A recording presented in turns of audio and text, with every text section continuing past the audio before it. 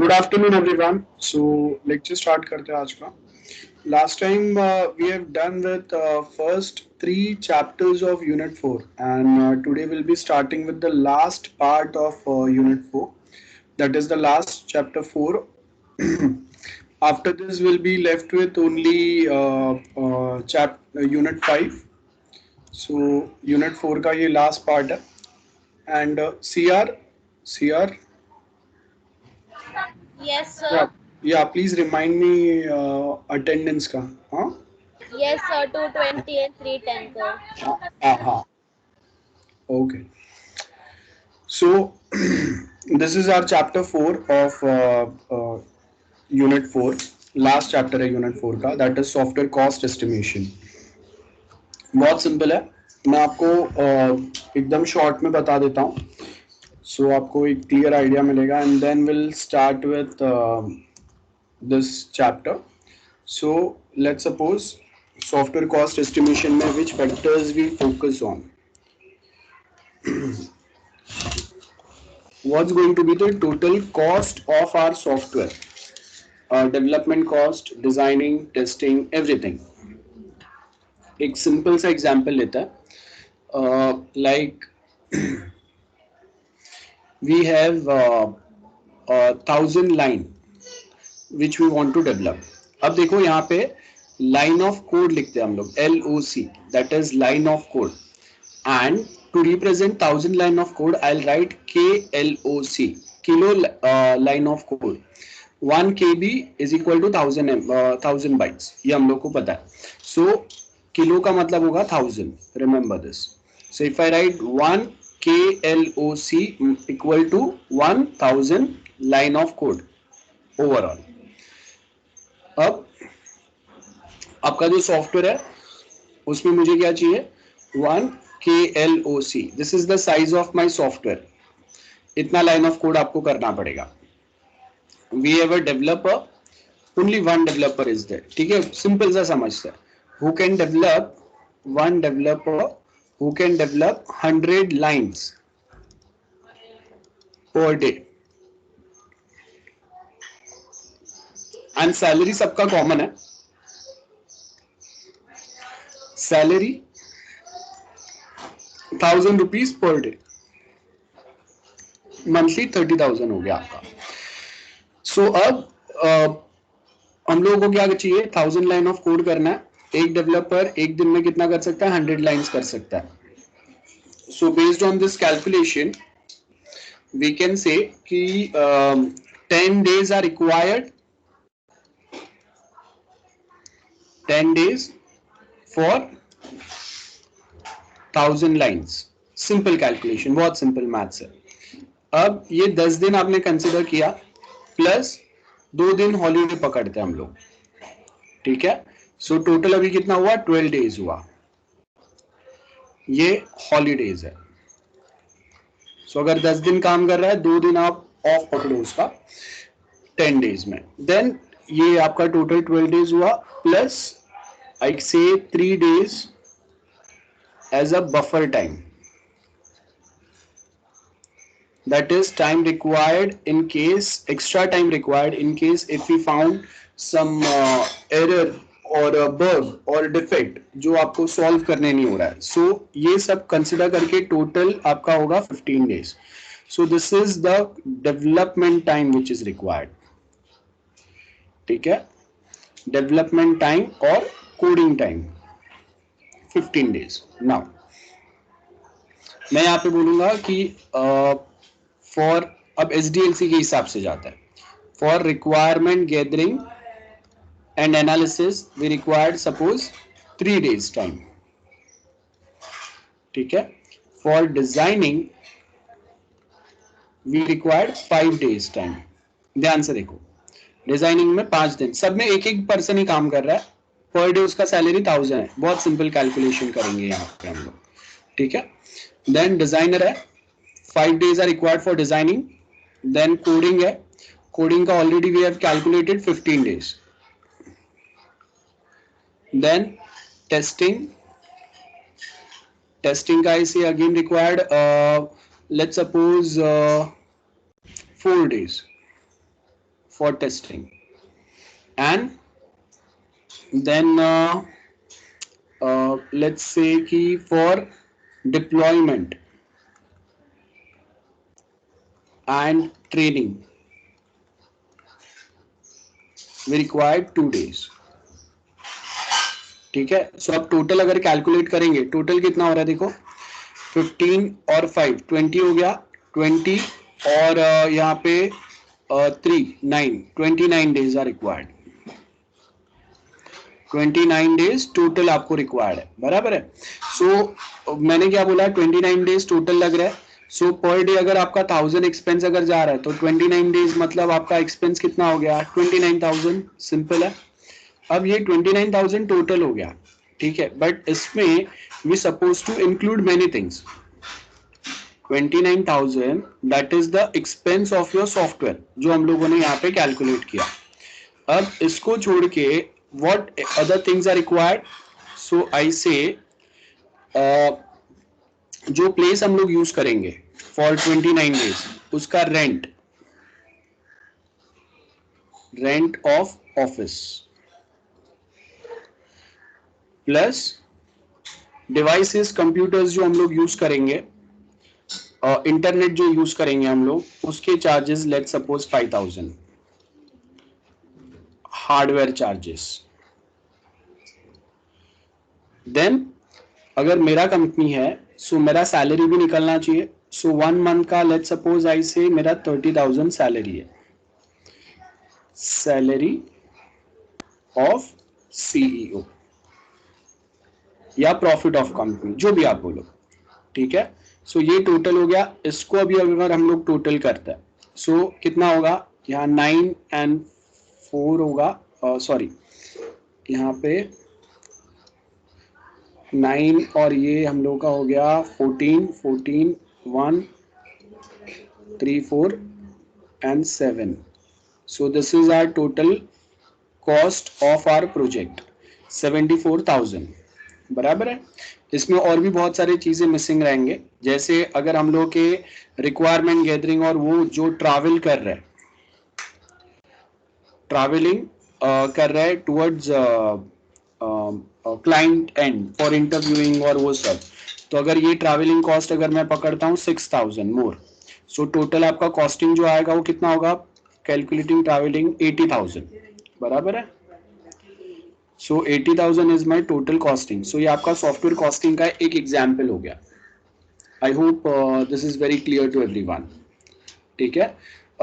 You can just prepare such pattern on your end as well. ठीक है. आप अभी के लिए इसका स्क्रीनशॉट ले सकते हैं या बाद में आप रिकॉर्डिंग में से please note down this part so आपको याद रहेगा. Okay. Now will go back to our topic. So software cost estimation क्या होगा, मैंने आपको बता दिया कि आप कितने रिसोर्सेज लगेंगे, कितने डेवलपर्स लगेंगे और उसके बेस के ऊपर आपका टोटल जो एस्टिमेशन है वो क्या रहेंगे. Now remember we are talking about cost. Cost is equal to calendar time plus schedule plus efforts and plus resources. ये सबको कैलकुलेट करेंगे तो आपका कॉस्ट एस्टिमेशन बनता है. ठीक है. So cost estimation is equal to calendar time. Like let's suppose if I say I required 6 months, ये आपका कैलेंडर टाइम हो गया. Schedule that is timetable, weekly timetable and daily timetable. ठीक है. Weekly timetable and daily timetable कि per day who is going to work on which functions और which task, ये आएगा. Efforts means आपको defect solving में कितना time लगा और कॉम्प्लेक्सिटी ऑफ द कोड, ये आपके एफर्ट्स हो गए.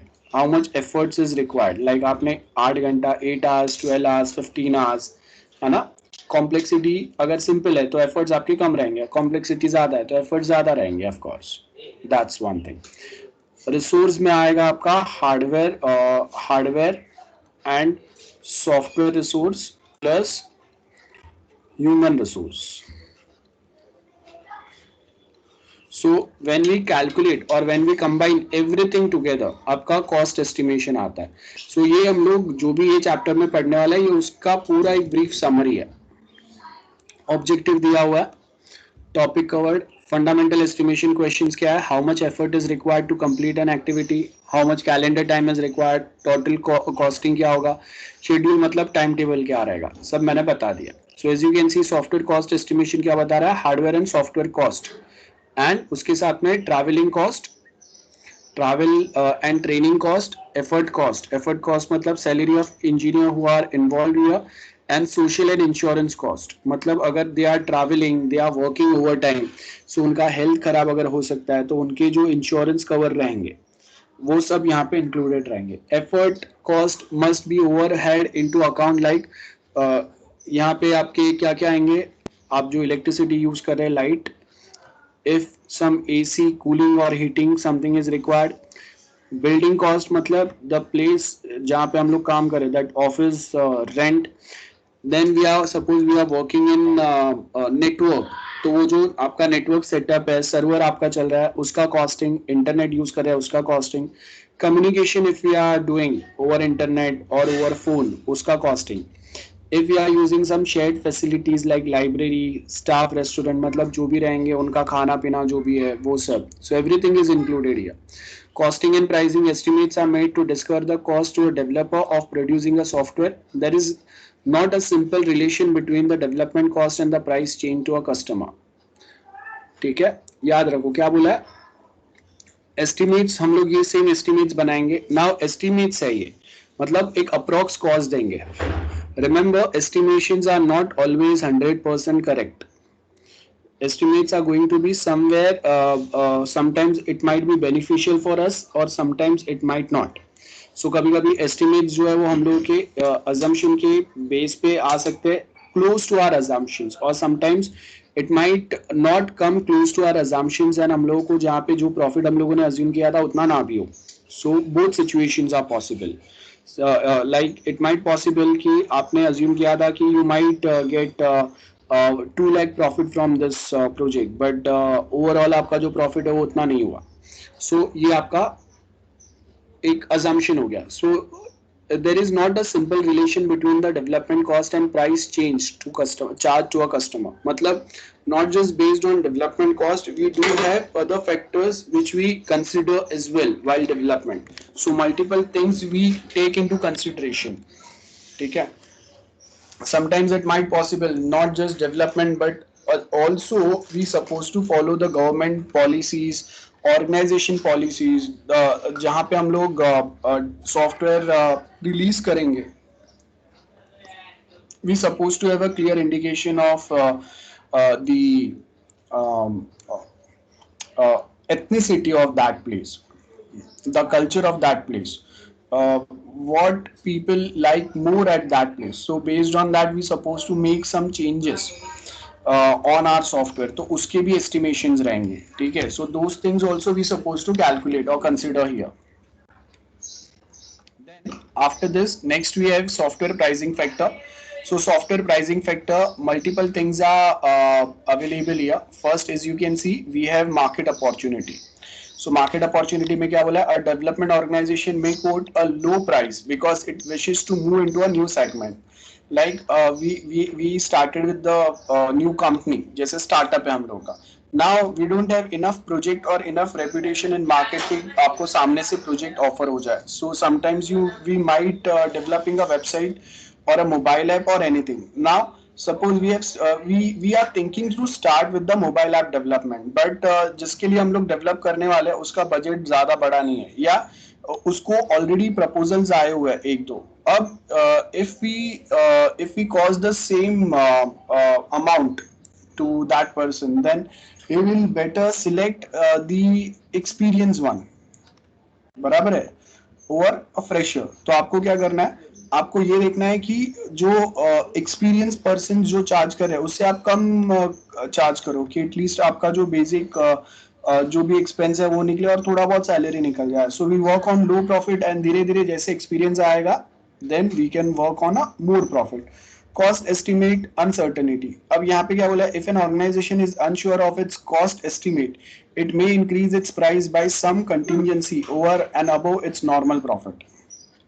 Again ये बहुत important है. So sometimes if we are not clear, so हम लोग वहाँ पे mention कर देंगे कि in future if requirement may change, then price may also change or price may also vary. So it's not going to be same for all. So this is again very important. As you can see यहाँ पे आपको क्या बोला है? Contractual terms. A customer may be willing to allow developers to retain ownership of source code and reuse it in other projects. So ये आपको देखना है, the price charge may then be less than if the software source code is handed over to the customer. क्योंकि आपको बाद में maintain नहीं करना है. आपने एक बार सॉफ्टवेयर बना के you hand over that software to customers, then customer will look after on it. So again ये अपडेट हो जाएगा. Okay. Then next अगर आप देखेंगे यहाँ पे आपको next क्या बोला है? Requirement volatility. If the requirements are likely to change, an organization may lower its price to win a contract. बहुत simple है. Requirement volatility. So requirement volatility में यही आएगा कि sometimes we might curtail some requirements, we might cut short some requirement, and based on which we can just provide a better picture to them. So sometimes कोई functions जो directly उनके picture में या नज़र में नहीं आएंगे या उनको बहुत काम के नहीं है, उसको हम लोग कहीं ना कहीं cut short करके उनके price range में लेके आ सकते हैं. या requirement volatility जैसे होगा उसके हिसाब से we can say high prices may charge for a changes to the requirement. तो starting में आपके requirements ज़्यादा नहीं थे, but धीरे धीरे जैसे जैसे requirements change होते गए या update होते गए, that way we are charging more to them. Then financial health. Developer in financial difficulty may lower their price. Like जैसे अभी कोरोना टाइम अगर आ गया था, so we have certain that kind of a situation. So the developers don't have enough work now, so they can work at lower or lesser price as well. So again that will create a problem in market. Now programmers productivity बहुत simple है, मतलब programmer कितना चीज कितना quickly develop कर पाएंगे. So a measure of the rate at which individual engineer involve in software development produce software and associated documents. So not quality oriented all through, quality assurance is the factor in. मतलब if आई से कि मैंने develop करने के लिए I have develop something, लेकिन अगर मैंने डेवलपमेंट जो है, अब देखो यहाँ पे हम लोग क्या बात कर रहे हैं, we have used a framework. If you remember हम लोगों ने framework के बारे में बात किया हुआ है. So if we are using framework, मतलब एक basic जो quality level जो है ना, basic quality automatically achieved है. उसके आगे then we supposed to test our software, वो होगा. So यहाँ पे हम लोग क्या बोल रहे हैं? A measure of the rate at which individual engineers involved in software development produce software and associated documentation, not quality oriented all through. Quality assurance is the factor in productivity assessment. So quality assurance मतलब if I'm using this framework, तो वो आपको एक standard वे में folder architecture सब कुछ बना के देते हैं, सारी चीजें जो है वो प्रॉपरली सेग्रीगेटेड रहते हैं, एक बहुत बड़ा library they provide you. So इसका बेनिफिट क्या होगा कि we have everything in a very organised way and the same pattern we will be inheriting for our project as well. So quality assurance is there. So आपको productivity assessment जो है उस पर ज्यादा फोकस नहीं करना पड़ेगा, लेकिन क्वालिटी ऑटोमेटिक आ जाएगा. Now when we want to measure a useful functionality produced per time unit, we want to measure a useful functionality, मतलब कोई बहुत काम का कोई फंक्शन है where human dependence is more, or we can say a critical function of our software, critical function of software. So वो कितना time लगा आपको ये देखेंगे. So for that reason I can say कि total जो functions है, total functions और फंक्शन पॉइंट्स याद रखना, मैं आपको बता रहा हूं, आगे हम लोग पढ़ेंगे उसको. Same I am just giving you very briefly everything. So यहाँ पे हम लोग क्या बोल रहे हैं, प्रोग्रामर्स प्रोडक्टिविटी में we can say we have total function points. I will just calculate. So suppose we have 100 function points, I can write FP as well. So अब इसको मैं 3 कैटेगरी में डिवाइड करूंगा. There are multiple categories, TY में SPM में हम लोग पढ़ेंगे. There are multiple categories of function point. अभी के लिए सिंपल याद रखो, बहुत simple. We have a complex one, moderate and simple. So I'll prepare such table here. Okay, जिसमें यहाँ पे आएंगे complex function, then we have moderate and simple one. So we have total how many functions? 100 function points है हम लोग के पास. 100 function points are there, जिसमें से मैं बोल रहा हूँ 25 are complex one, 50 moderate and 25 simple है. और वो कौन से functions है उसको हम लोग यहाँ पे list out करेंगे. I hope this is clear. अब again इसका estimation कैसे निकलेगा? Suppose if a function is of a complex in nature, if a function is complex, it needs, let's suppose, 5 days to develop it. If function is of a moderate type, then it requires 3 days to develop it. And if function is of a simple type, then it needs only 1 day to develop it. So अगर 25 function है, we require 25 days here. Then 50 functions है, so we require 50 into 3, कितना होगा? 150 days. And 25 into 5, 125 days होंगे. So total अगर हम लोग देखेंगे कितना दिन हुआ आपका? 300 days are required to complete any project as per the function point calculation. I hope this is simple to everyone. So यहाँ पे if you notice here, यहाँ पे आपको क्या बता रहा है? Essentially we want to measure the useful functionality, कितना हम लोग per time produce कर रहे हैं, और वो functionality कौन से type का है, complex है, moderate है या simple है, ये सब calculate करेंगे. So size related measure based on some output from the software process. This may be lines of delivered source code, object instruction. अब यहाँ पे याद रखो object code instruction या object point. Let's say if I say कि we have like let's suppose यहाँ पे मेरे पास we have sign up, ठीक है, we have sign up, तो we have one object point for this. Okay, we have one object for this, then login. So in short मैं क्या calculate कर रहा हूँ? I'm just calculating total number of web pages which we have on our website. So जितने web pages रहेंगे उतने I'll say कि मेरे पास object points है, ठीक है. I'll say object points. So if I have sign up, login, then user profile, तो user profile का एक object हो गया. So कितने object points रहेंगे? Suppose if I say 50 web pages we have on one page, on one website. So we have 50 object points here. So दो वे में हम लोग estimates जो है project का estimates calculate कर सकते हैं. One based on this object points. कैसे? जैसे अगर मुझे साइन अप फंक्शन देना है तो एक साइन अप प्रोग्राम बनेगा, साइन अप का कोड बनेगा. लॉगिन के लिए एक लॉगिन का कोड बनेगा, उसके अंदर उसके फंक्शंस रहेंगे. यूजर प्रोफाइल तो उसका एक अलग से कोड या क्लास बनेगा, उसके अलग से पॉइंट्स रहेंगे. तो सेम वे जितने वेब पेजेस रहेंगे आई अज्यूम कि उतने क्लासेस बनेंगे हम लोग के और उतने ऑब्जेक्ट्स में बनाऊंगा. क्लियर है? So that's how we have those many object points here. So if we have 50 web pages, we have 50 object points out here. So as you can see, size related measure based on some output from the software process. This may be lines of delivered source code, object code instruction, etc. So function related measure based on estimates of functionality of delivered software. Function points are best known. जो मैंने function point अभी आपको बताया, 3 categories of function point. These are the best known. But we also apply this part as well. ठीक है, but जो most popular है वो फंक्शन पॉइंट वाला ही है for the project estimation. Function point is the best one. Next we have is measurement problem. अब measurement problem में हम लोग क्या बोल रहे हैं?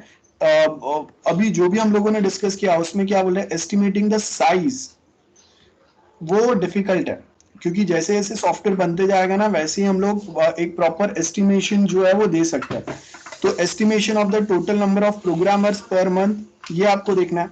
Then estimation contract productivity. For example अब देखो, if a developer is developing something, he also needs to work on documentation.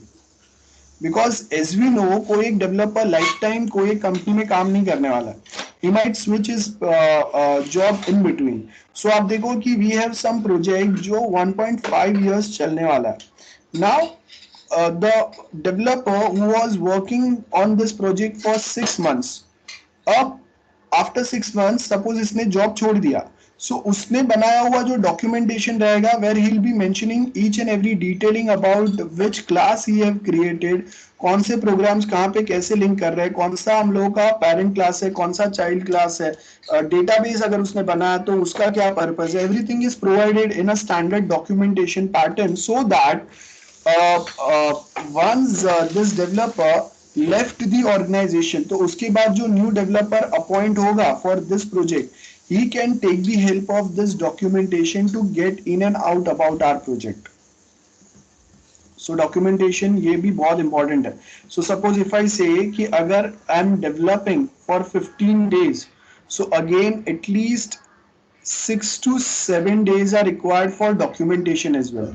So this is the coding time and this is documentation time. So total अगर हम लोग calculate करेंगे तो total आपका coding या documentation time कितना हुआ. अगर हम लोग 7 days पकड़ते हैं, 15 + 7 21 days are required.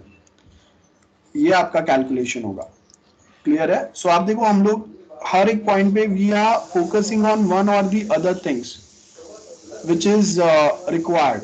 Okay, line of code already मैंने आपको बता दिया. Line of code, based on line of code we can say कि हम लोग यहाँ पे we try to calculate. अब देखो लाइन ऑफ कोड जो है it differs from programming language to programming language. Let's suppose if I say we have Python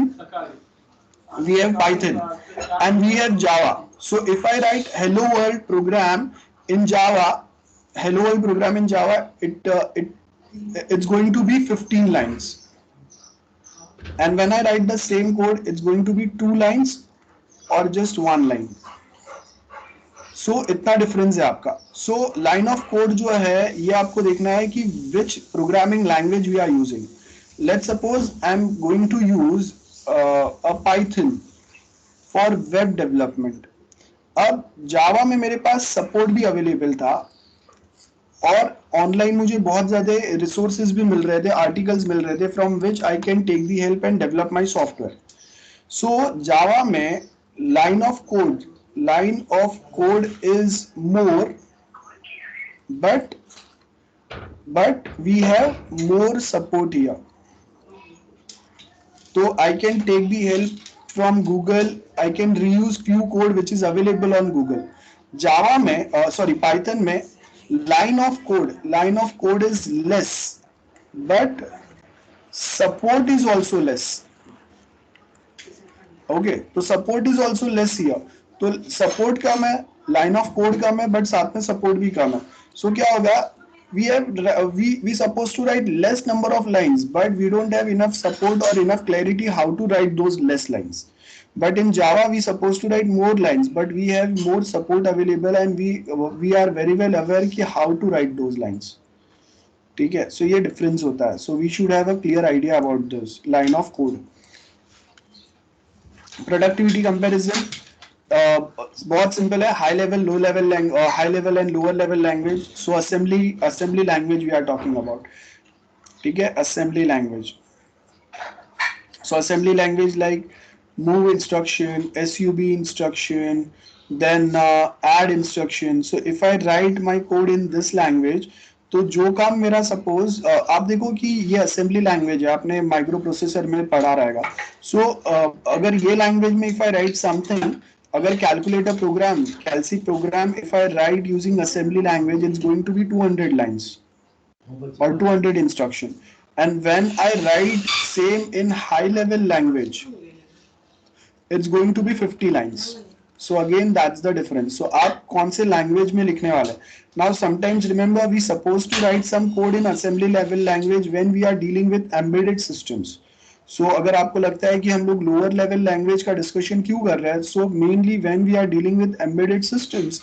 So during this embedded systems we have to consider these points.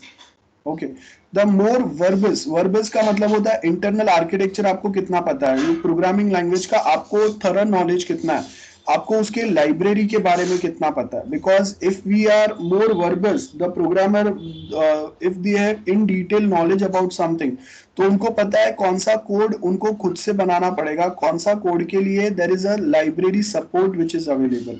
सो अगर library support अगर available है तो हम लोग वो खुद से नहीं करेंगे ना, I just inherit the same program from the library. So ये आपको पता होना चाहिए, या ये जो पर्सन है उसको पता होना चाहिए, जो डेवलपर है उसको। Now high and low level language, we take help of this. जो डायग्राम्स अभी वहां पे थोड़े प्रॉपरली अवेलेबल नहीं है बिकॉज ऑफ कॉपीराइट इशू या जो भी, सो मैं वो यहाँ से आपको प्रोवाइड करूंगा। I just copy paste this diagram in our chat. अब देखो मैंने ये डायग्राम पेस्ट किया। सो यहाँ पे ये डायग्राम क्या बता रहा है, please note down this diagram, make sure आप नोट्स में ये डायग्राम ऐड करके रखो। So high and low level language क्या बता रहा है, देखो लो लेवल लैंग्वेज, अब low level language like assembly level language if I am using, so उस पे आपका ड्रॉबैक क्या होगा, we have analysis time, designing time, coding time and validation time. और जब अगर मैं हाई लेवल लैंग्वेज यूज कर रहा हूँ, so as you can see आपका एनालिसिस टाइम भी कम हो गया, उसके साथ में डिजाइनिंग टाइम भी कम हो गया, उसके साथ में कोडिंग टाइम भी कम हो गया, and finally this testing time is also decreased. So again, that's a benefit for us. I hope this is clear to everyone. और ये डायग्राम आपको नोट कर लेना है जो नोट्स में अवेलेबल नहीं है। I hope this is clear to everyone. CR, Yes, sir. हाँ ये सबको एक बार ग्रुप में डायग्राम्स फॉरवर्ड कर देना, labelling Yes, it sure. That या this belong to unit 4 chapter 4 software cost estimation. हाँ Okay, sir. या then after this next we have is software development time. So जो हम लोगों ने assembly code and high level coding देखा है, यहाँ पे same thing is provided. Analysis we required 3 weeks, designing we required 5 weeks, coding 8 weeks, testing, documentation. So आप देखो अभी अगर हम लोग total यहाँ पे calculate करेंगे, so for assembly we have to write 5,000 lines, और हाई लेवल लैंग्वेज में वही सेम चीज आपको कितने में करना पड़ेगा, 1500 लाइंस में आपका काम हो जाएगा। एफर्ट्स यहाँ पे 28 वीक्स लग रहे थे, यहाँ पे आपके 20 वीक्स में ही काम हो रहा है। देन प्रोडक्टिविटी अगर आप देखेंगे, प्रोडक्टिविटी में हम लोग क्या बोल रहे हैं, यहाँ पे आपका प्रोडक्टिविटी कितना है, प्रोडक्टिविटी आपको इंक्रीज करना पड़ेगा, 714 लाइंस पर मंथ करना पड़ेगा। और यहाँ पे आपको प्रोडक्टिविटी उतना इंक्रीज करने की जरूरत नहीं है जितना असेंबली में आपने इंक्रीज किया। सो सब में अगर आप देखेंगे, if something is working well with high level language then we can easily work with high level language only. So function points मैंने आपको ऑलरेडी बता दिया, फंक्शन पॉइंट कैटेगराइजेशन होगा, यहाँ पे आपको वही दिया हुआ है।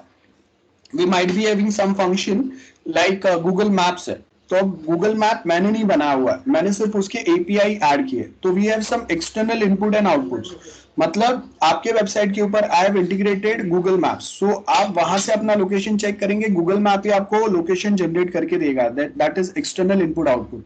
यूजर इंटरेक्शन हम लोगों ने इंटरनली जो बनाया हुआ है, एक्सटर्नल इंटरफेसेस रहेंगे, मैं आपको गूगल पे या पेमेंट गेटवे पे रीडायरेक्ट कर रहा हूं, now that thing is purely provided from payment gateways as well.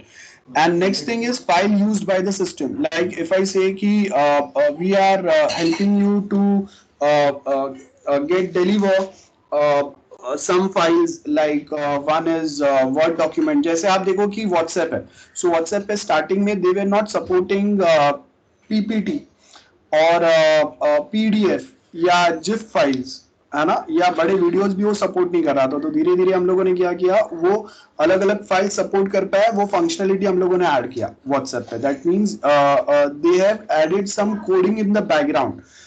तो आप जब अगर पीडीएफ फाइल अगर शेयर करते हो तो पीडीएफ रिलेटेड कुछ कोड जो है वो एक्सेस होता है, same for PPT, same for word, etcetera etcetera. So that's what we mean by file used by the system. Okay, so a weight is associated with each of this. Now we have function point count is computed by multiplying each row count by weight and summing all value. So कितने function points add करेंगे, total time कितना लगेगा, total efforts कितने लगेंगे, ये सबको अगर हम लोग ऐड करेंगे then will find the total final cost estimation. So function point आपको यहाँ पे सेम कैलकुलेशन दिया हुआ है फंक्शन पॉइंट का। सो हम लोग के पास टोटल फंक्शन पॉइंट्स क्या रहेंगे, है ना। सो यहाँ पे आपको क्या पता है, we have a function point modifying calculation. Function point can be used to estimate line of code depending on the average numbers. तो मेरे पास यहाँ पे एवरेज वैल्यू काउंट है, एवरेज वैल्यू कैलकुलेट है। तो average value calculate for everything multiply with number of function points equal to line of code. So यहाँ पे आपको क्या बोला, average value costing is language dependent. So अगर लैंग्वेज चेंज होगा, जैसे हम लोगों ने बोला है, तो आपका यहाँ पे लाइंस भी चेंज होंगे। जैसे आप पुराना कोई एक लैंग्वेज या असेंबली लैंग्वेज यूज कर रहे हैं तो आपको 200 to 300 लाइन यूज करने पड़ेंगे if we are coding in assembly language. और वही सेम अगर आप 4th जनरेशन कोई लैंग्वेजेस यूज करेंगे जो अभी का लेटेस्ट है, which supports artificial intelligence, which supports cloud computing, everything, तो वहां पे ये 200-300 लाइंस के बदले you only supposed to write lines between 2 to 40 lines। ठीक है। So function points are very subjective, they depends on estimators, like automatic function point counting is impossible here. Getting. So automatic function points आप count नहीं कर सकते, we have to take efforts to calculate everything. Now, object points यहाँ पे क्या बोला है, object points are an alternative function point related measures to function points when we are using 4th generation languages। तो object points हम लोगों ने क्या बोला, ऑब्जेक्ट पॉइंट्स कैसे कैलकुलेट होंगे, आप total number of separate screens जो है वो यहाँ पे देख लो। जैसे यहाँ पे क्या बोला, number of object point is a program, estimates किस पे आएंगे, number of separate screens that are displayed on our software और वेबसाइट। तो आप जितने वेब पेजेस बता रहे हो उतने हम लोग सपोज समझ लो कि ऑब्जेक्ट पॉइंट्स है, उतने क्लासेस रहेंगे। या फिर आप नंबर ऑफ रिपोर्ट्स जनरेट कर रहे हैं, जैसे मैं डिफॉल्टर लिस्ट जनरेट कर रहा हूँ, रिजल्ट जनरेट कर रहा हूँ, तो जितने रिपोर्ट्स जनरेट कर रहे हैं वो भी ऑब्जेक्ट पॉइंट में कैलकुलेट होगा। एंड नेक्स्ट थिंग, अगर आपने कोई कोडिंग जो है वो पहले आपने ओल्डर 3rd जनरेशन लैंग्वेज में किया हुआ था, बट अभी आपको क्या करना है, अभी आपको वो सेम अपडेट करना है विद 4th जनरेशन। मतलब आपने स्टार्टिंग में लेट्स सपोज जावा यूज किया है, but Java is not supporting cloud application. So अभी आपको क्लाउड के लिए ASP.NET का हेल्प लेना पड़ रहा है। This is just example, Java does support, but मैं आपको यहाँ पे जस्ट एग्जाम्पल दे रहा हूँ। सो हम लोगों ने कुछ मॉड्यूल्स, कुछ कोडिंग जो है वो पुराने लैंग्वेज में किया था। अब टेक्नोलॉजी अपग्रेडेशन आ रहा है, आपको अपने सॉफ्टवेयर को स्केल करना है। So for that we require 4th generation language.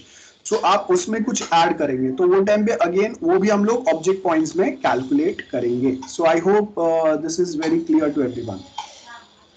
Object point estimation मैंने बता दिया, वही सेम है, आप पढ़ लेना अभी। प्रोडक्टिविटी एस्टिमेट, तो यहाँ पे हम लोगों ने क्या बोला है, रियल टाइम एम्बेडेड सिस्टम अगर है तो आपका प्रोडक्टिविटी जो है वो 40 to 160 के आसपास रहता है, क्योंकि रियल एम्बेडेड सिस्टम्स का कोडिंग थोड़ा डिफिकल्ट रहता है। सिस्टम प्रोग्राम्स मतलब ड्राइवर्स या डायरेक्टली हार्डवेयर से कोई डील करेंगे, वैसा अगर कुछ है तो वो टाइम पे आपका प्रोडक्टिविटी 150 to 400 लाइन्स होंगे। Commercial application, mobile apps, website अगर हम लोग बना रहे तो वो टाइम पे अगेन आपका प्रोडक्टिविटी जो है वो इंक्रीज हो जाएगा। It's going to be 200 to 800 lines, because high level language use करेंगे, आपको थोड़ा बहुत सपोर्ट भी मिल जाएगा। So this going to be very simple. So in object points productivity has been measured between 4 and 50 objects points per month depending on tool support and developer capability. So factors affecting productivity, यहाँ पे आपको क्या बोला, application domain experience है, like knowledge of the application domain. So अब अगर application domain experience, जैसे अगर मैं बोल रहा हूँ कि I am assigning you some project which is related to let's suppose Facebook type बनाना है, जहाँ पे प्रोफाइल होगा, कमेंट्स रहेंगे, चैटिंग ऑप्शन रहेगा, फोटो शेयरिंग, ये वो ऐसा कुछ है। Now you have already worked on such application, तो आपके पास उसका बहुत डिटेल नॉलेज है, एक्सपीरियंस है, और प्रीवियसली आपने जो भी कोड किया है वो आप रेफरेंस लेके वो सेम चीजें यहाँ पे रीयूज भी कर सकते हैं। सो क्या हो गया, रीयूजेबिलिटी बढ़ गया, एक्सपीरियंस भी काम आएगा, सब कुछ है। तो आपके पास एप्लीकेशन डोमेन का एक्सपीरियंस अगर है, if you have enough knowledge, तो आपका अंडरस्टैंडेबिलिटी बढ़ गया, प्रोडक्टिविटी भी इंक्रीज हो जाएगा। But if you don't have enough knowledge about this, so आपके पास एक्सपीरियंस नहीं है, आपने पहले ऐसे प्रोजेक्ट्स पे ज्यादा काम नहीं किया, तो आपको स्क्रैच से सीखना भी पड़ेगा, डेवलप भी करना है। सो वहां पे प्रोडक्टिविटी आपका कम रहेगा of course. Process quality, so process quality क्या बोल रहा है, development process used can be significant effect on the productivity, project size, larger the project more time is required for team communication, मतलब प्रोजेक्ट जितना बड़ा रहेगा उतना आपस में सबको कोऑर्डिनेट करना, सिखाना, समझाना कि किसको क्या काम करना है, हर किसी का टास्क असाइन करना, सबको साथ में कोऑर्डिनेट कराना कि कौन सा टीम क्या पार्ट पे वर्क करेगा, ये थोड़ा डिफिकल्ट काम रहता है। सो वो टाइम पे आप देखो कि less time is available for development, so individual productivity जो है वो कहीं ना कहीं रिड्यूस होता है या कॉम्प्रोमाइज होता है यहाँ पे। टेक्नोलॉजिकल सपोर्ट, अब हम लोग के पास सारे ऑटोमेशन टेस्टिंग टूल है, बेस्ट सॉफ्टवेयर अगर अवेलेबल है तो प्रोडक्टिविटी बढ़ जाएगा। लेट्स सपोज हम लोग के पास ऑटोमेशन टेस्टिंग टूल अवेलेबल है, सो मैन्युअली आपको टेस्ट करने की जरूरत नहीं है। सो क्या होगा कि आपका प्रोडक्टिविटी जो है इंक्रीज हो जाएगा, सॉफ्टवेयर का क्वालिटी ऑटोमेटिक अचीव हो जाएगा, है ना, और क्लाइंट एंड पे जाने के बाद में आफ्टर डिप्लॉयमेंट एरर या प्रॉब्लम आने के चांसेस आपके कम हो गए। Then next we have is a working environment. So हम लोग को देखना है कि जहां पे हम लोग इसको डिप्लॉय करने वाले वो जो यूजर का जो साइट है वहां पे उसके पास कैसा नेटवर्क है, उनके पास कैसे हाई एंड कंप्यूटर्स है, वहां पे ये कैसे बिहेव करेगा। सो अगर उनके पास हाई एंड कंप्यूटर्स नहीं है, देखो हम लोग जो सॉफ्टवेयर बनाते हैं ना उसको forward and backward compatibility testing करते हैं। जैसे if I have a mobile app, अब मैंने जब मोबाइल ऐप बनाया वो टाइम पे एंड्रॉइड का जो वर्जन था दैट वाज एंड्रॉइड 10, सो मैं बैकवर्ड कॉम्पेटिबिलिटी करूंगा। बैकवर्ड कॉम्पेटिबिलिटी, अब बैकवर्ड कॉम्पेटिबिलिटी का मतलब I suppose to test this mobile application जो एंड्रॉइड 10 पे बनाया मैंने, मतलब जब मैंने बनाया वो टाइम पे एंड्रॉइड 10 अवेलेबल था, तो बैकवर्ड कॉम्पेटिबिलिटी में आई विल चेक कि whether this application is working well with Android 9, 8, 7, maximum 6 तक जाएंगे बिकॉज इससे पुराने फोन्स हम लोग के पास नहीं है। एंड फॉरवर्ड कॉम्पेटिबिलिटी मतलब if I have developed a mobile app during Android 10, then how it behaves on Android 11, 12, 13, या अगर 11, 12 अगर आ गए now, so how it reacts or how it behaves with Android 11 and 12 or 13 if possible। ये आपके दो compatibility points रहता है। so यहाँ पे आपको प्रोसेस क्वालिटी जो है वो हम लोग को क्या बता रहा है, ये हम लोगों ने देखा project, technological support and working environment, सब कुछ मैंने आपको बता दिया। So I hope this is very clear to everyone. Now next जो है क्वालिटी एंड प्रोडक्टिविटी। अब देखो आपको सपोज मैंने आपको बोला कि we have a developer who can develop 100 lines per day. So अब वहां पे हम लोग वॉल्यूम की बात कर रहे हैं, वहां पे क्वालिटी पिक्चर में नहीं आ रहा है। आपने बोला है कि आपका डेवलपर जो है 100 लाइंस पर डे कोड करके देगा, it means he can develop right 100 lines, खत्म हो गया उसका काम, बट वो क्वालिटी भी होना चाहिए। इट शुड नॉट हैपन कि आपने बनाने के लिए 100 लाइंस पर डे ऐड तो कर दिया है, but now we are facing so many errors or the quality is very poor for that. So all metrics based on volume per unit time are flawed because they do not take quality into time. So quality मतलब आप जो भी development कर रहे हो वो secure होना चाहिए, स्टेबल होना चाहिए, है ना। ऐसा नहीं होना चाहिए कि बनाने के लिए अभी तो बना दिया बट मेंटेनेंस टाइम में उतने ही ज्यादा एरर्स आ रहे हैं। सो प्रोडक्टिविटी में generally be increased at the cost of quality. So अगर आप मुझे बेस्ट रिसोर्सेज देंगे, बेस्ट सॉफ्टवेयर सपोर्ट प्रोवाइड करेंगे ड्यूरिंग अ डेवलपमेंट टाइम, तो आप मैं कम टाइम में प्रोडक्टिविटी भी इंक्रीज होगा मेरा, प्लस उसके साथ में क्वालिटी जो है वो भी अचीव होगा। सो ये हम लोग का मेन पॉइंट है यहाँ पे। Estimation technique, there is no simple way to make an accurate estimation. याद रखो एक्यूरेट एस्टिमेशन हम लोग कभी नहीं दे सकते। Software is going to our estimation are going to be approx, कि उसके आजू बाजू में हम लोग का फाइनल कॉस्टिंग आएगा थोड़ा ऊपर नीचे। So initial estimates are based on inadequate information, मतलब यूजर रिक्वायरमेंट के बेस के ऊपर दे रहे हैं। Sometimes we prepare a prototype और based on that prototype we provide the actual estimations, लेकिन वो भी एक्यूरेट नहीं होगा, 100% एक्यूरेट नहीं हो सकते। द सॉफ्टवेयर में रन ऑन अनफेमिलियर कंप्यूटर, मतलब during the development we have tested it on Windows, now it's going to work on Linux, so again आपको वहां पे बहुत सारे changes करने पड़ेंगे। so again estimations are not possible for this purpose. so project estimates may be self-fulfilling. the estimate defines the budget and the product is adjusted to meet the budget. Now estimation technique में आपके पास multiple estimation techniques है। एक जहां पे हम लोग mathematical algorithms use करेंगे cost modelling define करने के लिए, ऑलरेडी जो सालों से ऐसे प्रोजेक्ट्स पे वर्क कर रहे हैं, take help of those experts and try to find out कि आपका एस्टिमेट कितना हो सकता है। एस्टिमेट के लिए अलग अलग एनालॉजीज जो हम लोग फॉलो करते हैं।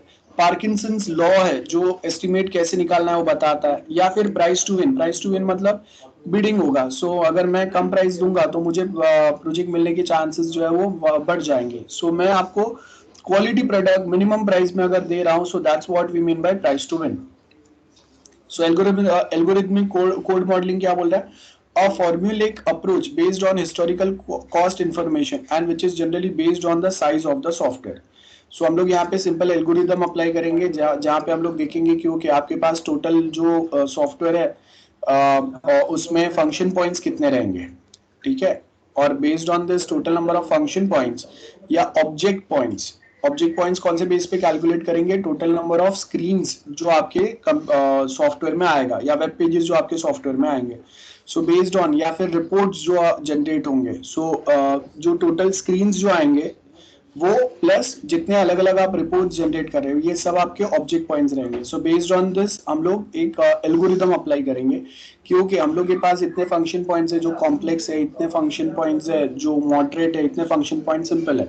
सो अगर एक बनाने में मुझे अगर इतना टाइम लग रहा है और ये लेवल का कॉम्प्लेक्सिटी है तो टोटल कॉस्टिंग क्या आना चाहिए, है ना। ये हम लोग फॉर्मूला अप्लाई करके चेक कर सकते हैं। Expert judgement. यस बोलो। Sorry to interrupt you, but sir 220 हो गया। Yeah thank you. Okay okay okay. हाँ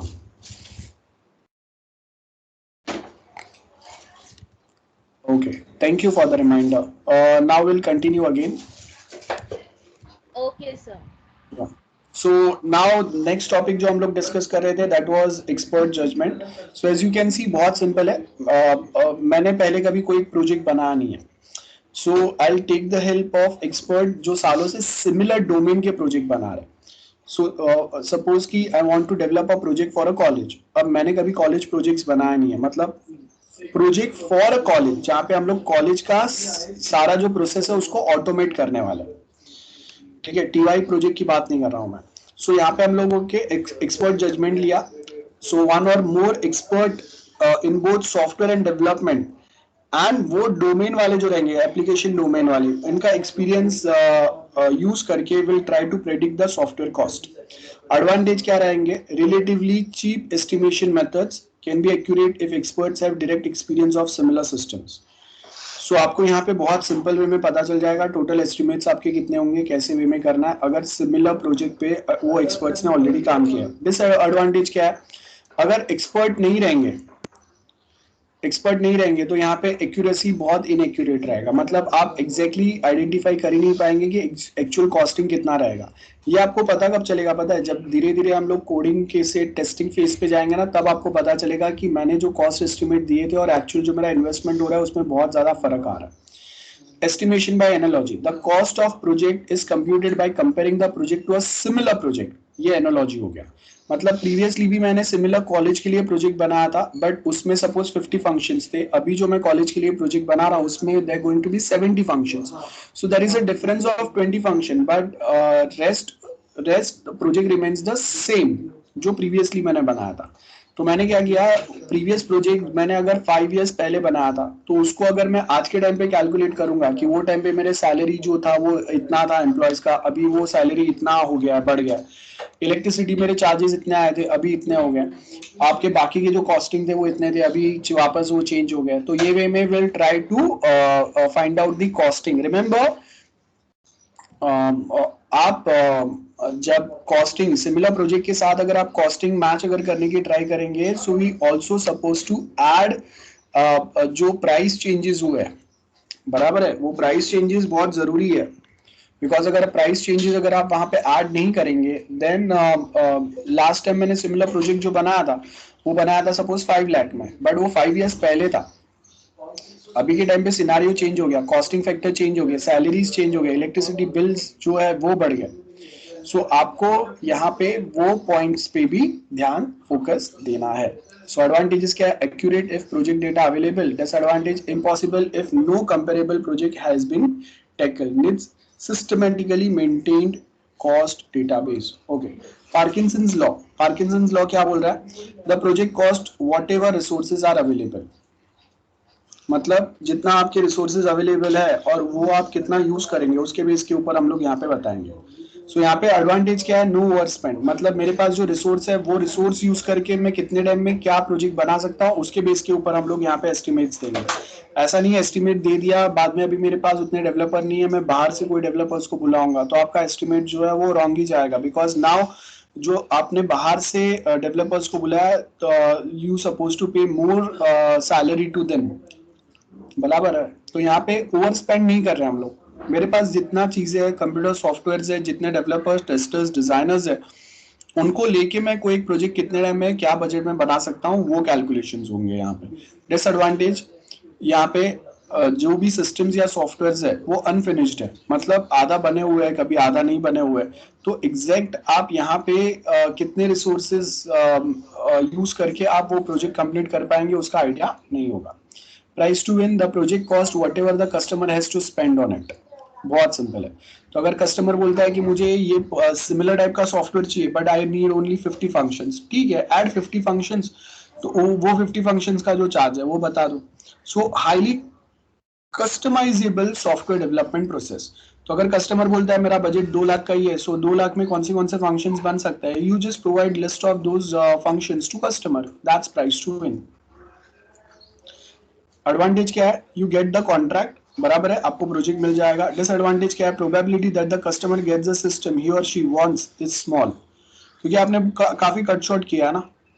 so cost do not actually reflect the work required, कभी कभी ये भी होता है, क्योंकि कभी कभी आपको जो कस्टमर की साइड से कॉस्ट मिलता है वो बहुत कम रहता है जिसमें आपका खुद का प्रॉफिट भी नहीं निकल सकता। So we have to measure or think on those factors as well. Top down and bottom up estimation.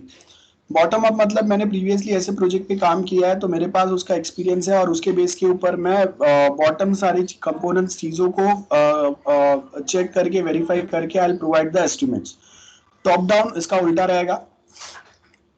For the first time I will be working on such project, तो मुझे कोई आइडिया नहीं है, तो ऊपर ऊपर से क्या क्या मुझे डिजाइन सारी डिटेलिंग रिक्वायरमेंट्स मिल रहे हैं, based on that I will provide the estimates.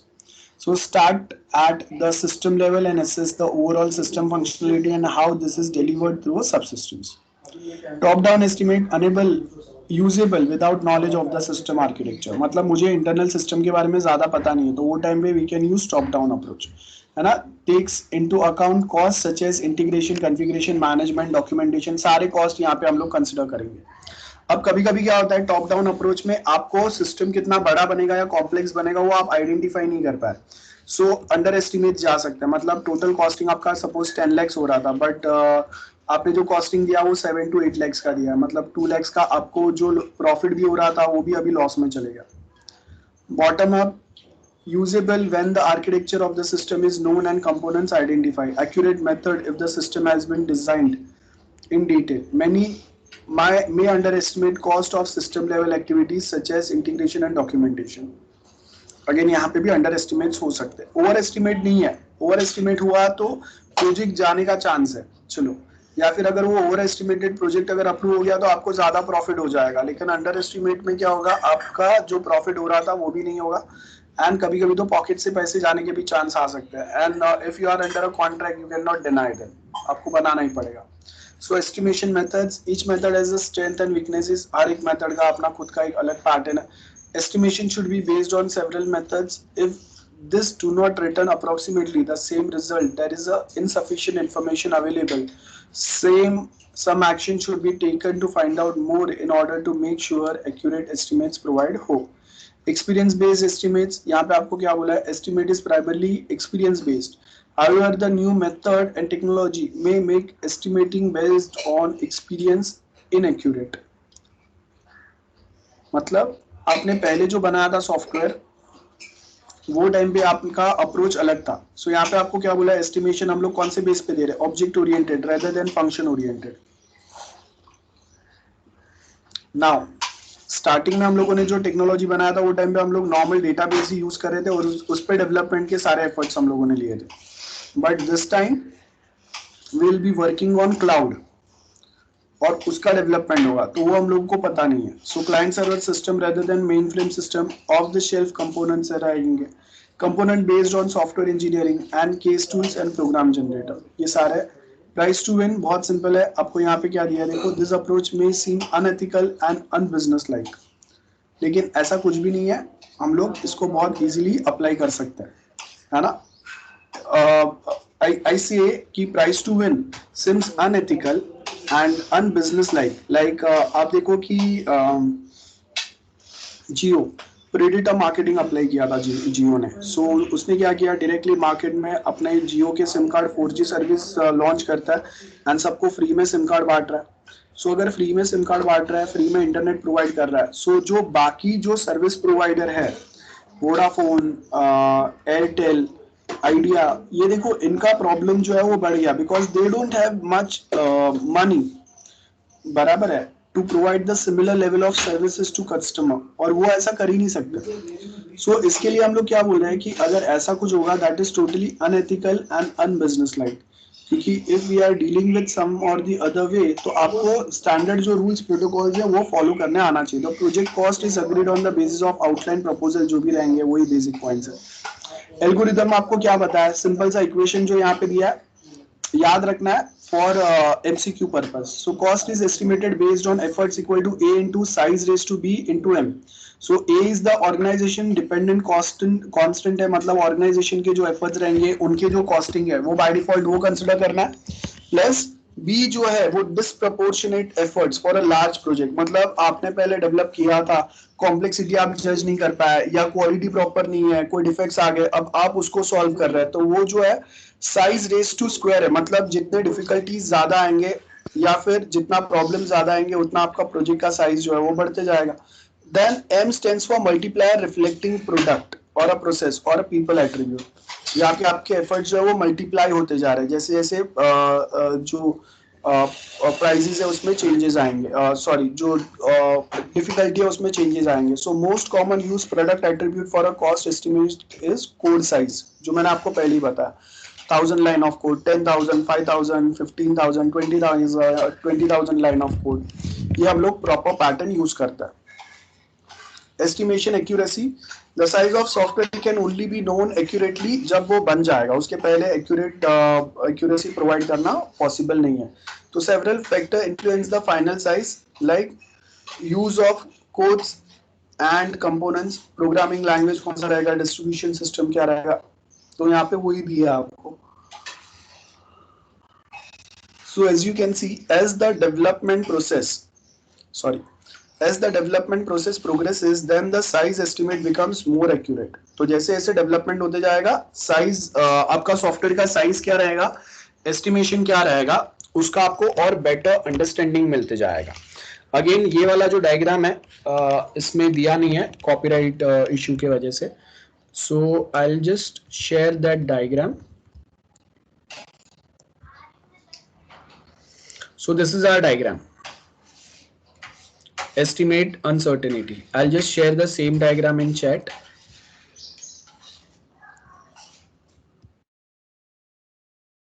Okay.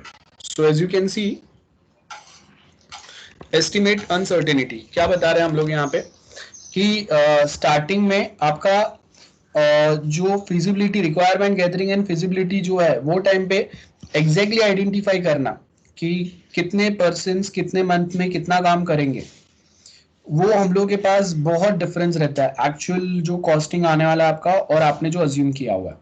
Requirement पे थोड़ा आपको और आइडिया मिलेगा, डिजाइनिंग पे और थोड़ा आइडिया मिलेगा, you come to close to this middle वाला लाइन, कोडिंग पे और थोड़ा डिटेलिंग मिलेगा, and as you can see delivery पे आपको एग्जैक्ट एस्टिमेट्स क्या रहेंगे वो पता चल जाएगा। क्लियर है। सो आप सेंटर वाला ये जो ब्लैक वाला लाइन है, इससे जितने पास में आएंगे उतना आपका जो प्रेडिक्शन है, प्रोबेबिलिटी जो है वो बढ़ जाएगा, प्रोबेबिलिटी ऑफ एक्यूरेसी जो है वो बढ़ जाएगा। आई होप दिस इज क्लियर, और यही डायग्राम यहाँ पे दिया हुआ है, ठीक है। Then next we have a COCOMO model. अब दो टाइप के कोकोमो मॉडल है, एक 81 है, एक 2 है, कोकोमो 81 एंड 2। ये मॉडल्स जो है वो बेसिकली आपका लाइन ऑफ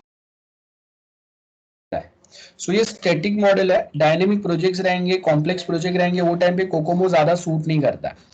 सो मेनली आप अगर देखेंगे पुराने टाइम में जो हम whenever we are dealing with the software, तो वो टाइम पे कोई डायनेमिक सॉफ्टवेयर ज्यादा नहीं थे, टेक्नोलॉजिकल एडवांसमेंट ज्यादा नहीं था, तो Kokomo model was one of the most popular one at that point of time, mainly based on the size of the project या लाइन ऑफ कोड। सो यहाँ पे अगर आप देखेंगे कोकोमो, ये वाला स्लाइड छोड़ देना, ये प्रॉपर रीडेबल नहीं है, ये हम लोग को काम का नहीं है, लीव दिस स्लाइड, कोकोमो 81 वाला। ओके, कोकोमो 2 लेवल्स के आपको बोला है। Kokomo 2 is the 3 level model, मतलब इसमें कोकोमो 2 में 3 लेवल्स रहेंगे, एक early prototyping model, early designing level and post architecture level. सो यहाँ पे आपको क्या बोला है, इन अर्ली प्रोटोटाइपिंग, प्रोटोटाइपिंग मतलब डमी मॉडल बनाएंगे, जो भी आपका सॉफ्टवेयर एक्चुअल सॉफ्टवेयर होगा उसका। सो यहाँ पे आपको क्या बोला है, estimates based on object points and a simple formula is used for the effort estimation, that's first thing. बराबर है, प्रोटोटाइपिंग यूज करेंगे, है ना। और वहां पे देन ये प्रोटोटाइप में कितने स्क्रीन्स आ रहे हैं आपके, कितने वेब पेजेस आ रहे हैं, कितने रिपोर्ट्स जनरेट हो रहे हैं, उसके बेस के ऊपर हम लोग क्या प्रोवाइड करेंगे, ऑब्जेक्ट पॉइंट्स, है ना। तो ये सिंपल ये पैटर्न हम लोग अप्लाई करेंगे, where we try to calculate the total number of object points which should be there in our software. Then early design level estimates based on function points that are then translated to line of code. So design level पे हम लोग क्या करेंगे, जो design बनेंगे उसके base के ऊपर we can easily identify system design, architectural design, high level design, detail design, जो भी हम लोग डिजाइन बोलते हैं उसके बेस के ऊपर we can easily identify number of functions which are required based on the detail design. तो based on this detail design we can easily identify the number of function points which are required, और वो function points के base के ऊपर कितना line of code रहेगा वो हम लोग आइडेंटिफाई करेंगे। नाउ नेक्स्ट आपको क्या बोला है, estimate based on lines of source code, मतलब पोस्ट आर्किटेक्चर में अभी आपका टोटल लाइन ऑफ कोड कितने अवेलेबल है प्रोजेक्ट में, so based on that we can provide a estimates, ठीक है। Next we have early prototyping level, क्या बोला यहाँ पे अर्ली प्रोटोटाइपिंग में, supports prototyping projects and projects where there is extensive reuse. Early prototyping मतलब हम लोग देखेंगे डमी बनाएंगे और कितने चीजें हम लोग रीयूज कर सकते हैं वो देखेंगे। So based on standard estimates of developer productive in the object points per month, कितने होंगे, कितने वेब पेजेस आप पर मंथ बना सकते हैं वो हम लोग देखेंगे। और उसके साथ में हम लोग केस टूल्स बनाएंगे, एल्गोरिदम्स, सॉरी फ्लो चार्ट जो हम लोग बनाएंगे, वो सब डिजाइन इसके साथ में यहाँ पे चलते जाएगा। फॉर्मूला क्या दिया आपको, टोटल मेरा जो प्रोजेक्ट मैनेजमेंट के अंदर अगर आप देखेंगे तो आपको क्या बोला है, एनओपी मतलब नंबर ऑफ ऑब्जेक्ट पॉइंट्स कितने रहेंगे, बराबर है, number of object point multiply with 1 minus कितना परसेंट चीजें आप प्रीवियस प्रोजेक्ट में से रीयूज करेंगे एंड डिवाइड बाय 100, सो आपको यहाँ पे परसेंटेज मिलेगा। एंड तो ये सबको अगर हम लोग डिवाइड करेंगे तो आपको क्या मिलेगा, productivity. I hope this is clear. So object point productivity अगर आप देखेंगे तो आपको यहाँ पे क्या बोला है, जो डेवलपर्स है उसका एक्सपीरियंस अगर बहुत कम है सो प्रोडक्टिविटी ऑफकोर्स कम रहेगा। जैसे if we have a student जो अभी कॉलेज से पास आउट है, जस्ट अ फ्रेशर है, तो टाइम पे उसका प्रोडक्टिविटी जो है वो वेरी लो है। अब 6 मंथ्स हो गया उसको जॉब पे, सो उसका प्रोडक्टिविटी अभी वेरी लो से लो पे आ गया, मतलब प्रोडक्टिविटी इंप्रूव हो गया। 1 ईयर हो गया, प्रोडक्टिविटी नॉर्मल हो गया, अभी नॉमिनल हो गया, है ना। 2 इयर्स के बाद में productivity will be high and after 5 years productivity will be very high. So ये आपको टेबल दिया हुआ है। अर्ली डिजाइन लेवल्स आपको यहाँ पे देखो, ये अर्ली डिजाइन लेवल में अब ये वाला जो एम वाला जो पार्ट है ना, ये बहुत प्रॉपर्ली याद रखना है किसके क्या फुल फॉर्म्स है। सो यहाँ पे आपको क्या दिया है, प्रोडक्ट मैनेजमेंट के अंदर a into size raise to b into M plus P M suffix m, where m क्या है, m is equal to PERS. PERS का मतलब क्या है देखो, PERC पर्सन मतलब पर्सनल कैपेबिलिटी कितना है, कितने पर्सनल कैपेबिलिटी, हर एक का क्या डेवलपमेंट कैपेबिलिटी क्या है वो आएगा। Then multiply with RCPX। RCPX क्या है देखो, प्रोडक्ट रिलायबिलिटी एंड कॉम्प्लेक्सिटी, बराबर है। मतलब प्रोडक्ट रिलायबिलिटी मतलब कितना डिपेंडेंस है जो यूजर्स इस पे रहेंगे उनका, सो उनका डिपेंडेंस जितना ज्यादा रहेगा उतना रिलायबिलिटी पे आपको ज्यादा फोकस करना पड़ेगा, है ना। Failure should be minimum, recovery should be faster, that's what we mean by reliability. And complexity कितना ज्यादा है, उसके बाद में नेक्स्ट आएगा आर यूज, मतलब रीयूजेबिलिटी कंपोनेंट क्या है ना, रीयूज कितना रिक्वायर्ड होगा वो। देन पीडीआईएफ, पीडीआईएफ का मतलब अगर आप देखेंगे सो प्लेटफॉर्म डिफिकल्टी कितना है, मतलब if I am using something on Windows platform then it's work fine, when I but when I use the same on Linux then again जो डिफिकल्टी है वो चेंज हो रहा है। ठीक है, सो पीडीआईएफ है। पीआरईएक्स है, सो पीआरईएक्स का मतलब क्या होगा, पर्सनल एक्सपीरियंस कितना है, जो सॉफ्टवेयर डोमेन पे हम लोग काम कर रहे हैं। एफसीआईएल है नेक्स्ट इज, सो एफसीआईएल का मतलब क्या रहेगा, टीम सपोर्ट फैसिलिटी। सो हम लोग के पास जो भी टीम है वो कितना एक दूसरे को हेल्प कर रहा है फॉर सॉल्विंग और tackling any defects or a bug. तो एक दूसरे को आप जितना हेल्प करेंगे, जितने आप एज अ टीम काम करेंगे, उतना आपका जो एफर्ट्स है वो बेटर हो जाएंगे। देन सेम वे नेक्स्ट आपको क्या बोला है, SCED। सो SCED का मतलब क्या है, रिक्वायर्ड शेड्यूल, मतलब क्या टाइम टेबल आपने बोला है और रिक्वायर्ड टाइम टेबल कैसा होना चाहिए, ये सब हम लोग कैलकुलेट करते हैं। सो ये वाला जो पॉइंट है ना, you can remember it for MCQ purpose, याद रखो इसका फुल फॉर्म आ सकता है। सो आपको वो फुल फॉर्म इक्वेशन क्या पर्पज के लिए कहाँ पे यूज करते हैं। If I just give you this equation और मैं पूछूंगा कि okay this equation we use for early design level, या फिर कहाँ पे यूज करेंगे, so you should have a clear understanding about that. So multipliers क्या रहेंगे वो मैंने बता दिया है। पोस्ट आर्किटेक्चर लेवल, अगेन हम लोग के पास यहाँ पे इक्वेशन है। पोस्ट आर्किटेक्चर लेवल मतलब बनने के बाद में आपके पास लाइन ऑफ कोड अवेलेबल है और उसके बेस के ऊपर हम लोग जज करेंगे कि अभी इसका कॉस्ट एस्टिमेशन एक्चुअल में कितना रहेगा। सो ES लाइन ऑफ कोड क्या बोल रहा है, ES मतलब equivalent number of lines of new code. मतलब आपका सॉफ्टवेयर जो बना था वो ओल्ड टेक्नोलॉजी में, सपोज थर्ड जनरेशन लैंग्वेज में बना था, और अभी हम लोग उसको अपडेट कर रहे हैं, एक्सपैंड कर रहे हैं, स्केल कर रहे हैं ऑन फोर्थ जनरेशन, तो उसके हिसाब से equivalent number of lines of new code कितना है वो। AS is the number of lines of reusable code, बराबर है। ASLOC क्या है, रीयूजेबल आपका कितना पार्ट है वो। DM is the percentage of design modified, क्योंकि आपने प्रोजेक्ट में चेंज किया, टेक्नोलॉजिकल अपडेट किया है, तो उसके हिसाब से आपको डिजाइन में भी चेंजेस करना पड़ेगा। CM is the percentage of code that is modified, कितना कोड आपको मॉडिफाई करना पड़ा जो एग्जिस्टिंग था। And IM is the percentage of original integration efforts required for integrating the reuse software. मतलब आपने 2-3 अलग अलग प्रोजेक्ट्स में से एक एक मॉड्यूल या सब मॉड्यूल ऐड किया अपने फाइनल प्रोजेक्ट में, तो अब आप जब 2-3 लोकेशन से चीजों को साथ में लेके आ रहे हैं, तो उसको रीयूज प्रॉपर वे में करने का मतलब है कि आपस में सबको प्रॉपरली इंटीग्रेट करना ये भी जरूरी है। बिकॉज अगर आपका इंटीग्रेशन में ही बहुत ज्यादा टाइम अगर जा रहा है, तो उतने में तो आप खुद से वो डेवलप भी कर लेते थे। So that's why we supposed to have a clear idea about reused software. Now, SU क्या है? SU is the factor based on the cost of software understanding. A is the factor which reflects the initial assessment cost of deciding if software may be reused or not. Exponent team क्या बोल रहा है? This depends on the 5 scale factor. 5 scale factor कौन सा है? Precedentness, development flexibility, architecture और risk resolution, team cohesion and process maturity. यहाँ पे आपको देखो ये दिया हुआ है एक एग्जाम्पल, जहाँ पे प्रेसिडेंट कितना है, आर्किटेक्चर रिस्क क्या है, और उसका फाइनल स्किल फैक्टर हम लोग कैसे कैलकुलेट करेंगे। So as you can see यहाँ पे आपको क्या दिया हुआ है, we have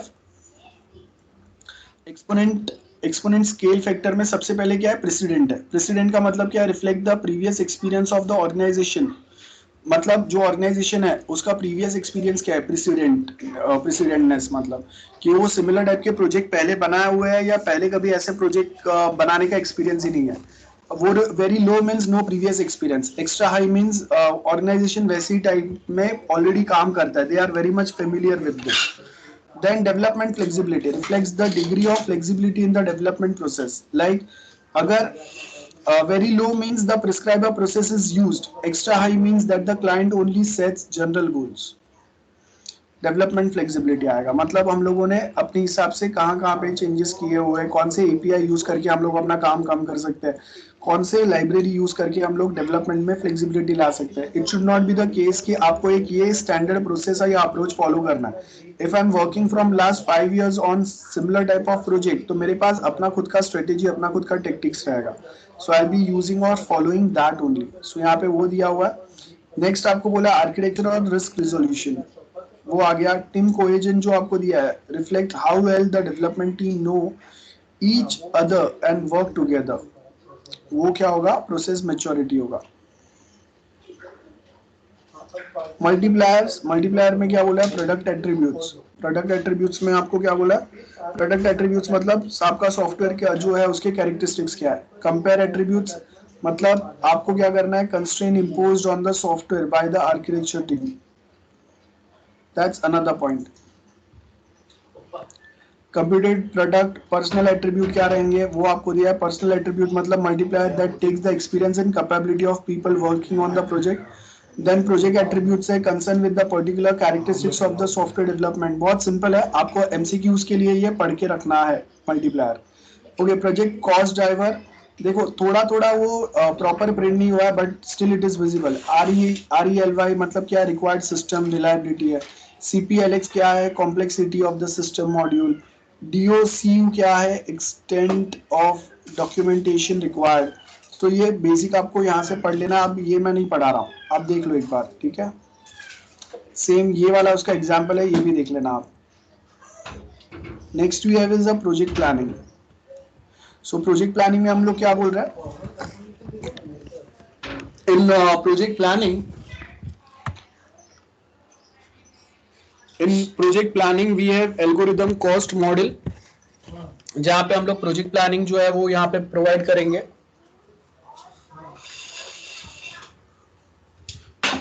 so if we talk about some project जहां पे आपको एम्बेडेड सिस्टम बनाना है फॉर अ स्पेसक्राफ्ट, सो वहां पे क्या होगा, reliability should be more, right, testing should be more, because अगर उसमें एक भी अगर डिफेक्ट आ गया while we are on a flight, so सबका जान जा सकता है। so this system should must be reliable। then इसको और कॉम्पैक्ट करने के लिए आपको क्या करना है, रिलायबिलिटी इंक्रीज करो, और चिपसेट जो है उसको होगा उतना ज्यादा कंप्रेस करो, है ना। जैसे हम लोग के पास आज के जो लैपटॉप्स आते हैं वो बहुत थिन लैपटॉप आता है, तो पहले जो हम लोगों के चिपसेट होता था उससे भी थोड़े कम वेट वाले और पतले पतले चिप्स आएंगे यहाँ पे, IC integrated circuits. Multiplier on reliability and computer constraints वो कितना है वो देखेंगे हम लोग। कॉस्ट कंपोनेंट में आपको क्या बोला है, टारगेट हार्डवेयर कैसा रिक्वायर्ड रहेगा, कौन से डेवलपमेंट प्लेटफॉर्म पे बेस्ट काम करेगा, और कितने एफर्ट्स रिक्वायर्ड रहेंगे, कितना टाइम लगेगा, वो सब यहाँ पे कैलकुलेट करेंगे हम। Again we have something which is called as management options. okay, so I'll just share that with you, management options, just 1 minute।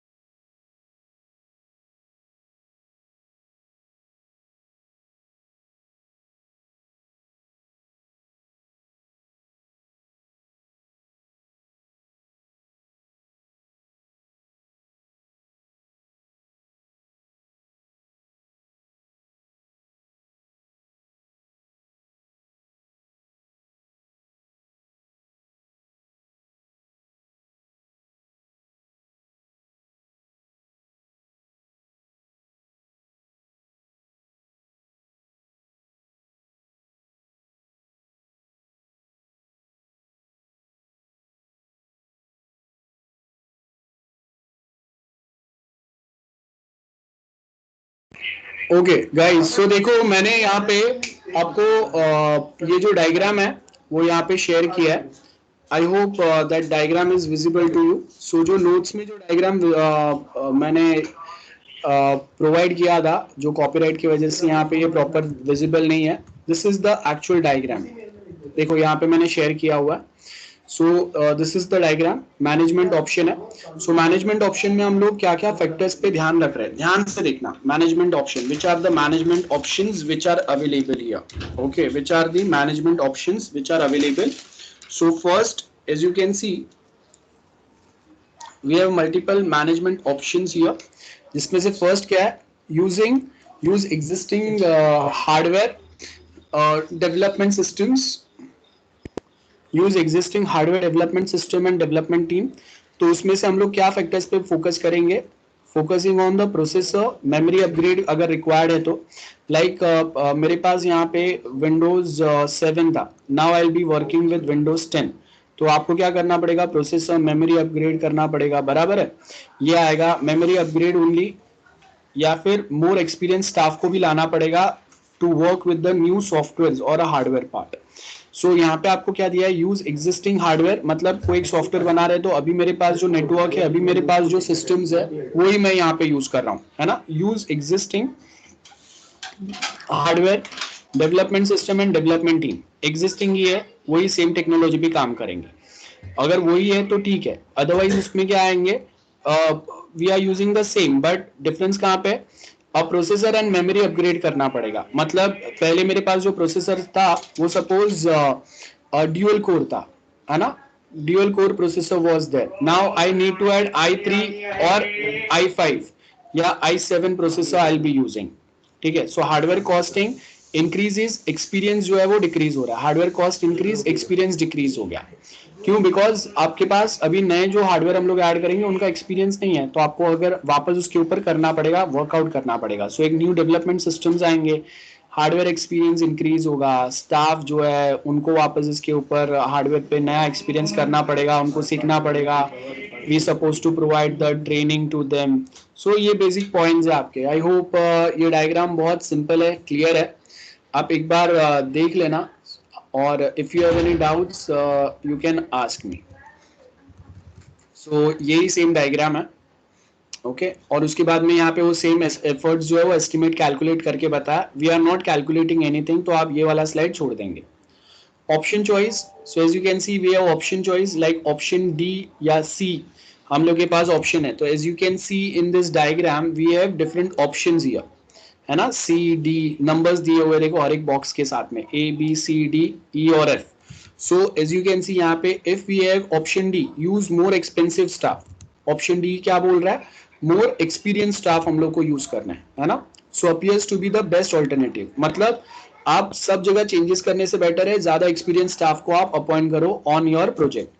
Option C क्या बोल रहे हैं, अपग्रेड द मेमोरी, बट यहाँ पे अगेन क्या है, has the lower cost saving but very low risk, क्योंकि आप मेमोरी में चेंजेस कर रहे हैं, तो अगर मेमोरी अपग्रेड कर रहा है, रैम बढ़ा रहा है, हार्ड डिस्क का साइज बढ़ा रहा है, तो अगर वो प्रॉपर अगर वर्कआउट नहीं भी हुआ सॉफ्टवेयर, अगर सक्सेस नहीं भी हुआ, स्टिल आपको यहाँ पे कोई प्रॉब्लम नहीं है, आप हाई एंड कंप्यूटर्स, थोड़े ज्यादा फास्ट कंप्यूटर्स आपको मिल जाएंगे। सो यहाँ पे कोई प्रॉब्लम नहीं है। Overall the model reveals the importance of the staff experience in software development. Okay, now project duration and staffing, so कितना टाइम लगेगा, कितने लोग लगेंगे, बेसिक दिया हुआ है देखो यहाँ पे, as well as effort estimation, managers must estimate the calendar time, मतलब जैसे अगर मैंने 3 अप्रैल से चालू किया था, आई will be going till October ending 30th October, so manager must estimate the calendar time required to complete the project and when staff will be required।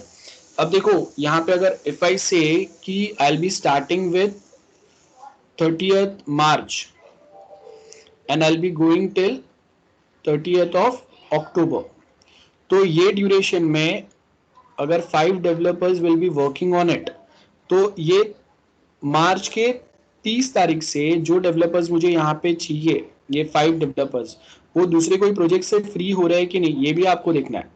सो यहाँ पे अगर आप देखेंगे complete the project when staff will be required, so अगर staff अगर आपके pass on time available है तो ये होगा।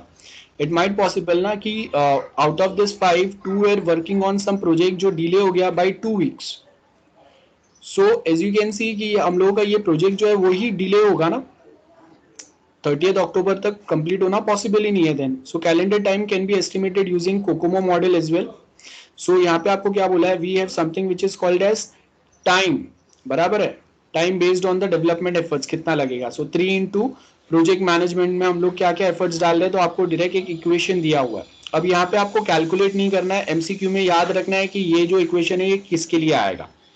आपको यहाँ पे कोई मैथमेटिकल सम्स सॉल्व नहीं करते। सो पीएम जो है project management is the effort computation and B is the exponent compared as discussed. B is one for the early prototyping model, बराबर है, and this computation predicts the nominal schedule for the project.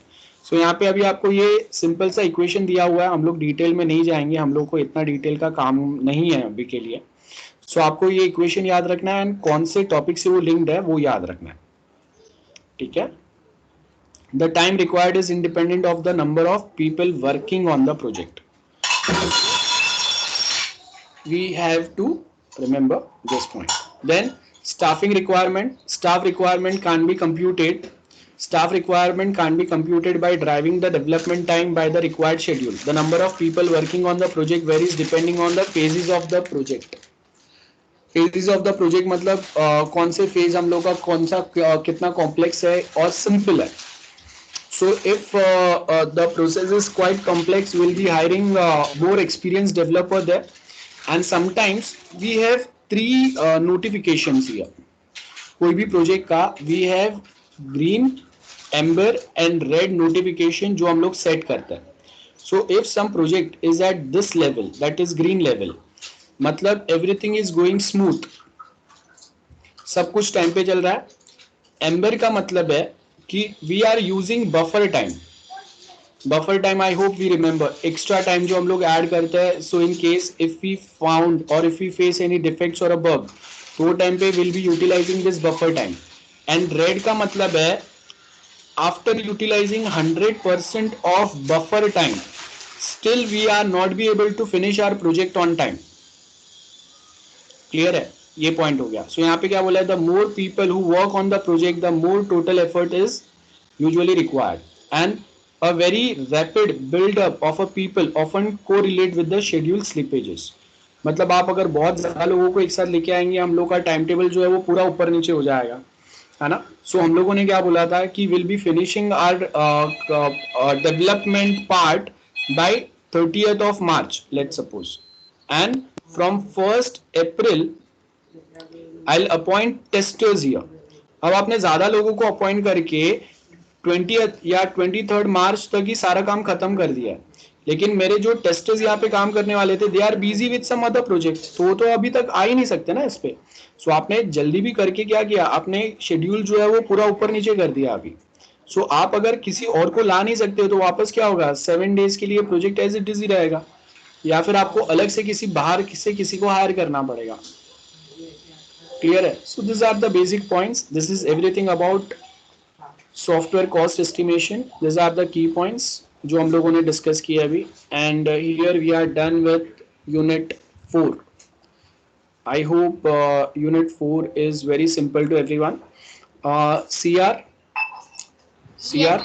या make sure कि you share this 3 images जो आज मैंने यहाँ पे share किए। These Yes, 3 yes. images you supposed to share with division A CR as well। Okay, sir. I'll just download the last three images.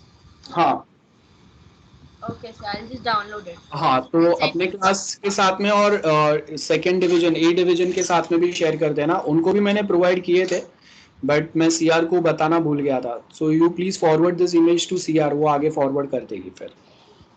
Sir common group में डाल देती हूँ ना सर, हाँ वहां पे डाल दो, no problem.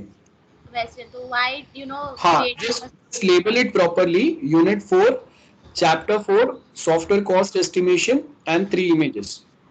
Okay okay okay. हाँ, और जैसे वो इमेजेस के नाम दिए हुए हैं ना अंदर, वो सेम लेबल कर देना वो इमेजेस को भी, तो एग्जैक्टली पता चलेगा ना कौन से इमेजेस है। ओके ओके या so any person any doubts, anyone any doubts? ठीक है, No, sir. Okay okay, so will just wait